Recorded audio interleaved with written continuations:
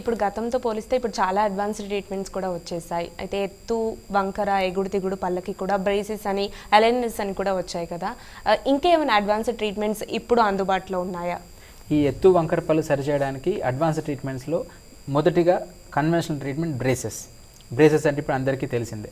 పిల్లలకు ఆ బ్రేసెస్లో 2-3 టైప్స్ ఉంటాయి. Metal braces, ceramic braces, self ligating braces అని వాళ్ళ కండిషన్ని బట్టి, వాళ్ళ అవసరాన్ని బట్టి మనం ఆ బ్రేసెస్ని సెలెక్ట్ చేసుకోవచ్చు. అండ్ ఇంకొకటి ఇన్విజిబుల్ అలైనర్స్. పేషెంట్కి మాటికి క్లినిక్ రావడానికి వీలు అవ్వదు అండ్ ఇంటి దగ్గరే చేసుకోవడానికి అవుతుంది. అండ్ వాళ్ళకి బ్రేసెస్ పెట్టుకున్నట్టుగా కనపడకూడదు అంటే ఇన్విజిబుల్ అలైనర్స్ అని అడ్వాన్స్ ట్రీట్మెంట్ వచ్చింది. సో దీని ద్వారా ఎంత ఎత్తుపళ్ళు ఉన్నా, స్పేసెస్ ఉన్నా కూడా వాటిని సరి చేసుకునే అవకాశం ఉంది. ఓకే. సో అంటే ఇప్పుడు బ్రేసెస్ అనేవి ఎక్కువ ఎవరిలో ప్రిఫర్ చేస్తారు? కొంతమంది పళ్ళు ఎత్తుగా ఉన్నాయి, సో నేను బ్రేసెస్ పెట్టుకోవాలి అని అనుకుంటారు కదా.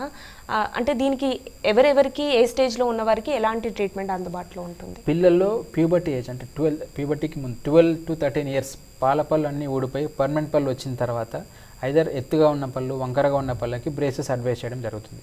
ఈ బ్రేసెస్లో కూడా ఇంతకుముందు చెప్పినట్టు సెరామిక్ బ్రేసెస్ కానీ, మెటల్ బ్రేసెస్ కానీ ట్రీట్మెంట్ వైజ్ రెండుగా సేమ్గానే ఉంటాయి. కానీ వాళ్ళు ఆప్ట్ చేసుకునేది జస్ట్ ఈస్థెటిక్ పర్పస్, లుక్ కోసం అవి చూస్ చేసుకోవచ్చు.